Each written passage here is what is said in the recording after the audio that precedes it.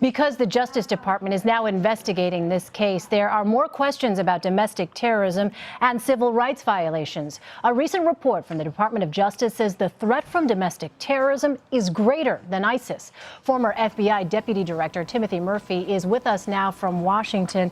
Timothy, thanks so much for being with us. Are we focusing too much on ISIS and terrorist groups based overseas and not enough on domestic security following Friday's attack at the Colorado Planned Parenthood?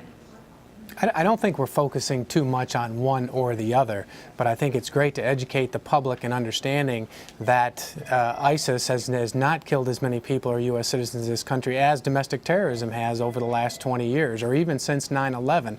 The facts speak for themselves. There have been more domestic terrorism-like attacks than there has been either ISIS-inspired or ISIS-directed or even al-Qaeda directed since 9/11. So I don't think it's one or the other. We have to focus on both, but I think currently, because of the recent attacks, both with the Russian jetliner and the attacks in Paris and some of the other attacks that are going on around the world, the focus is more on ISIS and what's happening in the Middle East. Rightly so, but we still have to focus on the domestic terrorism problem in the United States, and I think the FBI is telling you and the Department of Justice is telling you this is something they are focused on. Yeah, and that was going to be my question, Tim. On the domestic front, where does the FBI stand on the fight against domestic types of attacks? Not much different than they do as far as footing when it comes to fighting this issue. There's a domestic terrorism unit, domestic terrorism section in the counterterrorism division of the FBI, and it's staffed throughout the country. There's individuals signed to every field office, and they do work these investigations day in and day out. And I think if we look at the facts, you'll see the number of domestic terrorist organizations that have been taken down, arrested, put in jail, many times similar to what they're trying to do on the international terrorism front, is take these things down before they happen.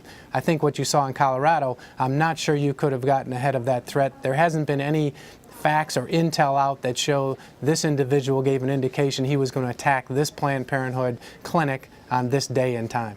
And yes, and absolutely important to note that we don't know the motivation at this point. It's still very early in the investigation. But one thing that is focused on when it comes to the overseas threat, Tim, as you know, is ideology and trying to tackle the ideology that gives rise to terrorist actions. So when you look at it in a domestic context, when you do have situations, not that we know, again, what exactly the circumstances were involving the Colorado Springs shooting, but if there are attacks that are motivated by things like, religious beliefs, race, or gender, how is it that those kinds of attacks, obviously on the domestic front, can be prevented?